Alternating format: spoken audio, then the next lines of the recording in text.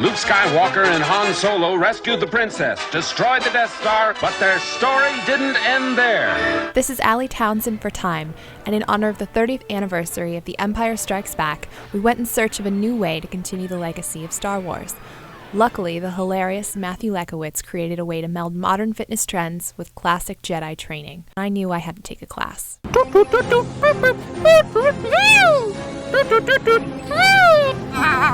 Perfect!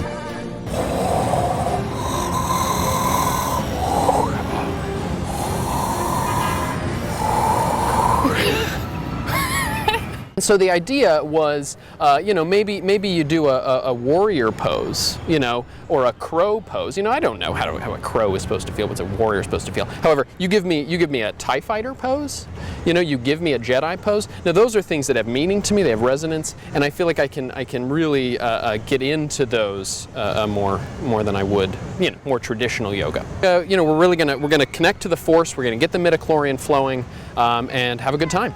Great, let's do it. In traditional yoga, this would be called table pose. So hands under the shoulders and knees underneath the hips.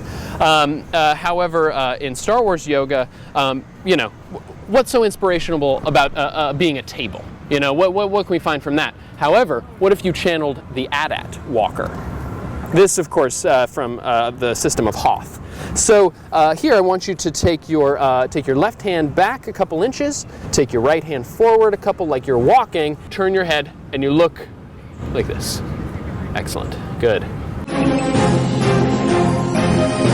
If you go into the core and you fire up the core just like Luke fired up the core by throwing in the grenade into the belly of the AT-AT, you lift your belly up in this pose here, and you bring yourself down because you were going into collapsed AT-AT, just like Luke down. And here, and you put your face on the ground like this, and your arms by your sides, if you can. This one, there you are, perfect.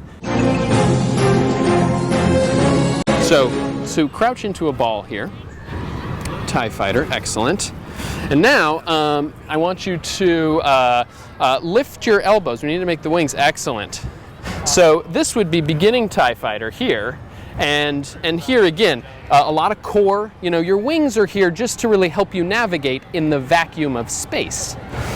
Your core is what does all the work in this pose.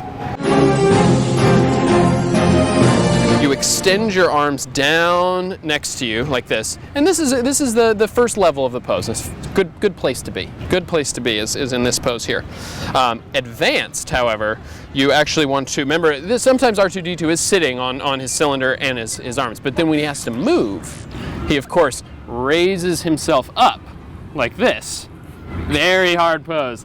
But then really advanced, you have to move like him. Go back and forth. I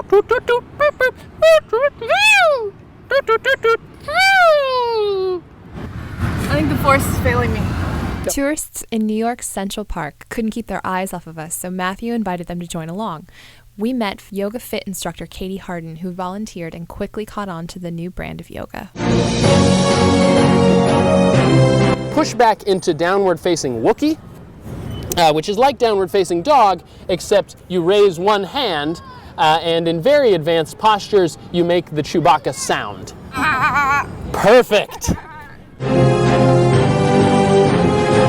We move into revolved speeder bike. So mirroring me, take your left elbow to your right knee and hold your blaster out as if you were trying to knock a stormtrooper off of his speeder bike. And we're gonna hold for 1 parsec, 2 parsec, the burn. Feel the burn in your legs, that's the midichlorian just moving around. We want to bring it down and we want to feel the force flowing between you, between me, the tree, the rock, everything. And to do that, we lie down on our backs. So lie down on your backs here. And in yoga, there's a pose called corpse pose. Well, how inspirational is that? So what we do is we don't go into death. We don't go into corpse. Instead, like Han Solo at the end of Empire Strikes Back, we go into Carbonite pose. So if you remember, Han Solo is frozen in carbonite. His hands are held out, resisting.